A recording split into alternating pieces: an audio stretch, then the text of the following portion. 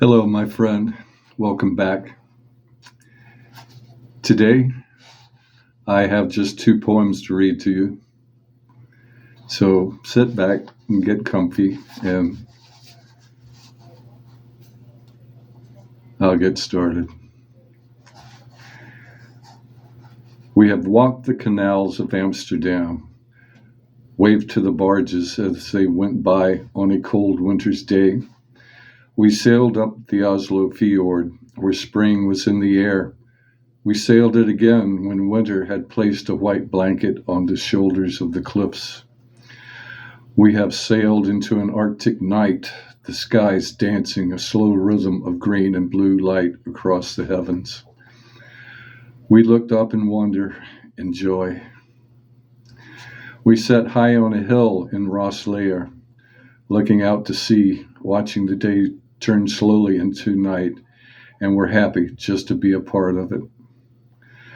We reveled on dance floors from Dublin to Dunkirk, and wondered how it could be that night can turn into day so fast.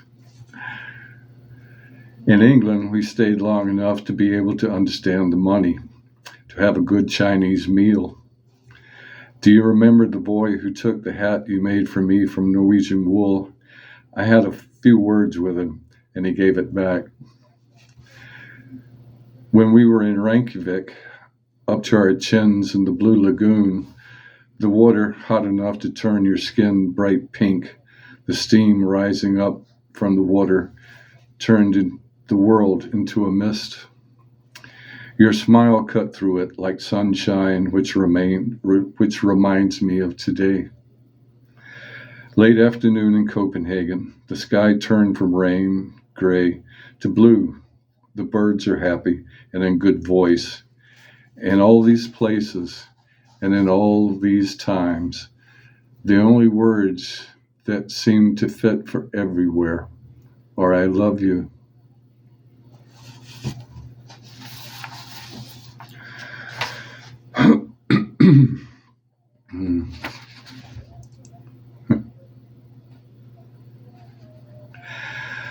Come all you sons of landlocked men with smiles of boyish innocence. So down to the sea in ships, stand on the white sandy beach among the fresh green seaweed, bleached shells and coral, and look out upon the water. Aye, lad, she sparkles pretty, doesn't she? Out upon the waves, a sailor's call it is. Puts a shiver in your eye and a shiver in your bones to know what lies out beyond the watery edge. The west wind whispers tempting tales of far distant lands in a voice filled with salt and seduction. The white furled sails lashed to the cross member of the masts of schooners and barks stand out like homing beacons for young lads to follow true, to step aboard and sign on for a crew bound down around the Horn to the rocky coast to pick up a load of rubber, or for the Ivory Coast of Africa to carry supplies of glassware for a venture to the Orient to procure a treasure load of spices and jade. On all these ships, bold young boys will travel, seeking ready adventures the west wind promised.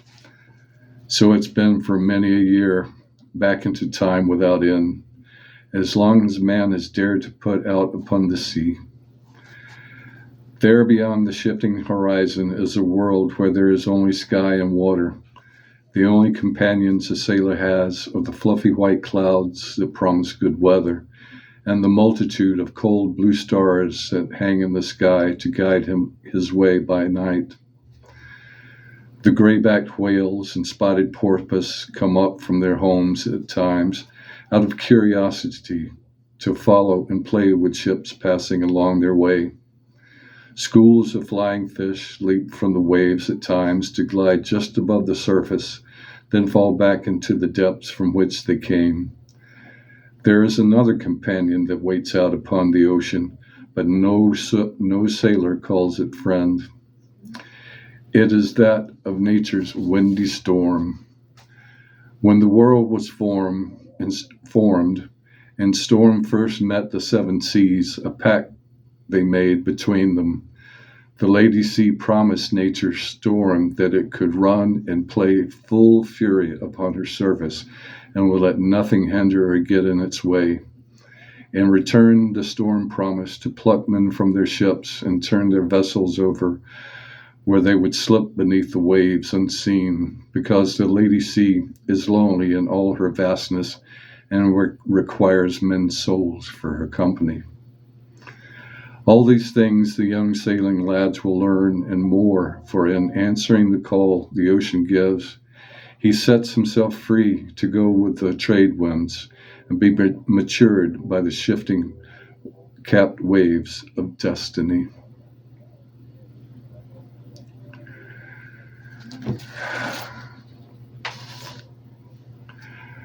My friend, that was the last poem from the dusty box. We have gone all the way through the poetry I wrote so many years ago. It has been such a pleasure reading all these to you. I have enjoyed it. I hope you forgive my stumbling along at times reading them, but that's just the way it is.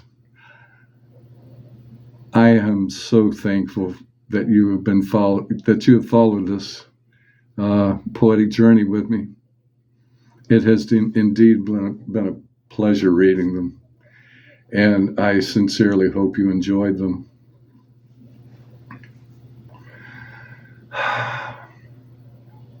I'm not going to say this is the end. If I pick up pen to write again, I will come back, I promise, and share what I write with you. But until then, enjoy your life, and please see the beauty of the poetry in each day. And one last time, thank you so much for listening.